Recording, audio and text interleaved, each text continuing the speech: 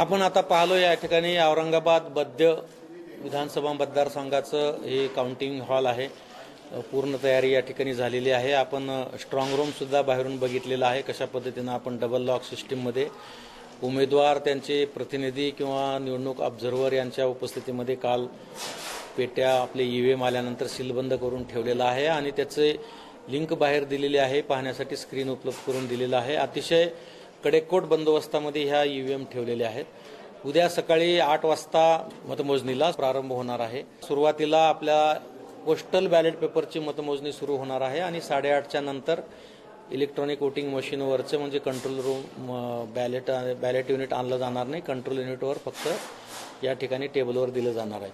आपल्याला या ठिकाणी 14 टेबल असणार आहेत ज्यावर ईव्हीएमची मतमोजणी होणार आहे आणि इतर प्रत्येक विधानसभा निहाय जे पोस्टल बॅलेट पेपर येणार आहेत त्याच्या संख्येप्रमाणे त्यांच्यासाठी टेबल लावलेले आहेत। जिल्हाभरामधल्या 9 विधानसभेसाठी आपण 208 टेबल लावलेले आहेत आणि या 208 टेबलसाठी आपण मायक्रो ऑब्झर्व्हर जे केंद्र शासनाचे अधिकारी कर्मचारी आहेत असे 262 मायक्रो ऑब्झर्व्हर लावलेले आहेत। काउंटिंगसाठी जवळजवळ 852 कर्मचारी आपण नियुक्त केलेले आहेत। या सर्वांचं 2-2 ट्रेनिंग झालेलं आहे। आज स्वतः मी ट्रेनिंग घेतलं आहे पूर्ण जिल्हाभरातलं। त्याचसोबत जवळजवळ 3000 पेक्षा जास्त पोलीस अधिकारी कर्मचारी तैनात केलेले आहेत। पूर्ण 9च्या 9 ठिकाणच्या काउंटिंग हॉलच्या परिसरामध्ये कडेकोट बंदोबस्त असणार आहे। ओव्हरऑल पूर्ण जिल्हाभरामध्ये जवळजवळ 5778 अधिकारी कर्मचाऱ्यांची नियुक्ती काउंटिंगसाठी करण्यात आलेली आहे। उमेदवारांना पत्र देण्यात आलेलं आहे की काउंटिंग किती वाजता सुरू होणार आहे, स्ट्रॉंग रूम किती वाजता खुलं करणार आहे, त्यासाठी उपस्थित राहण्याची विनंती सर्व उमेदवारांना करण्यात आलेली आहे।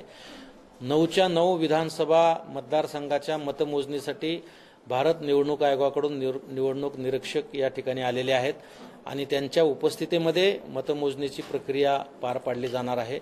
संपूर्ण मतमोजणीची तयारी झालेली आहे।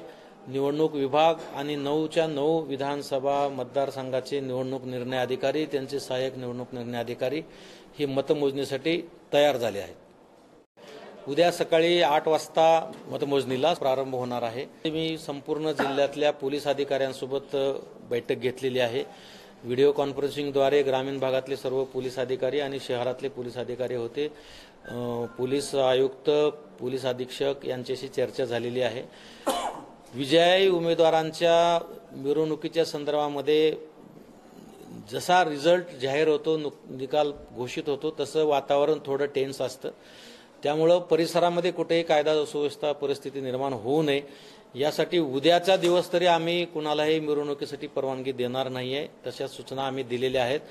युवन हर्षोल्लासाच्या नादामध्ये काही ठिकाणी बरेच कार्यकर्ते जमतात आणि ते एकत्र जमलेल्या कार्यकर्त्याचे मिरवणुकीमध्ये रूपांतर होतं आणि मग बऱ्याच ठिकाणी त्याच्यामुळे गालबोट लागतं। त्यामुळे आम्ही सक्त सूचना दिलेल्या आहेत की अशा पद्धतीचं सुद्धा कार्यकर्ते एकत्र येऊन जल्लोष करून त्याचं मिरवणुकीमध्ये रूपांतर होणार नाही या दृष्टिकोनातून सूचना आपण दिलेल्या आहेत।